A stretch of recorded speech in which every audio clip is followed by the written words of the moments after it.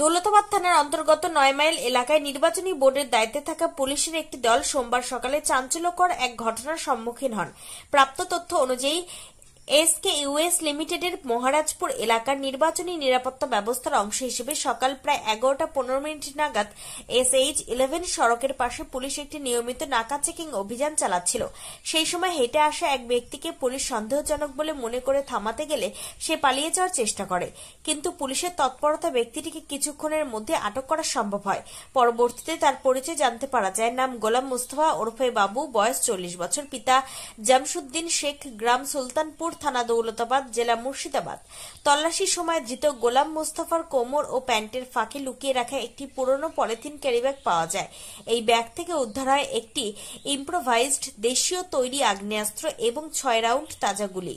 আগ্নেয়াস্ত্রটি অত্যন্ত কৌশলে লুকানো ছিল, যা প্রতীয়মান করে যে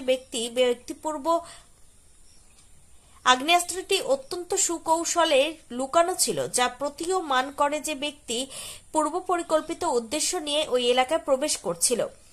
প্রাথমিক জিজ্ঞাসাবাদে ধৃত ব্যক্তি আগ্নেয়াস্ত্র ও গোলা বারুদের কোনো বৈধ লাইসেন্স বা অনুমতিপত্র দেখাতে পারেনি। তার আচরণ ও উত্তর সন্দেহজনক হওয়ায় পুলিশ অস্ত্র আইনের নির্দিষ্ট ধারায় তার বিরুদ্ধে মামলা রুজু করে এবং উদ্ধারকৃত আগ্নেয়াস্ত্র ও গুলিসহ তাকে আদালতে পেশ করে। এই ঘটনার পর এলাকায় উত্তেজনা ছড়ালেও পুলিশ জানিয়েছে এটি একটি সফল অপারেশন, যার মাধ্যমে সম্ভাব্য একটি বড় ধরনের অপ্রীতিকর পরিস্থিতি এড়ানো গেছে। দৌলতাবাদ থানার আধিকারিকরা জানিয়েছেন তদন্ত চলমান রয়েছে এবং এই আগ্নেয়াস্ত্র কোথা থেকে এলো, তার উদ্দেশ্য কি ছিল তা জানার জন্য গভীরভাবে অনুসন্ধান করা হচ্ছে।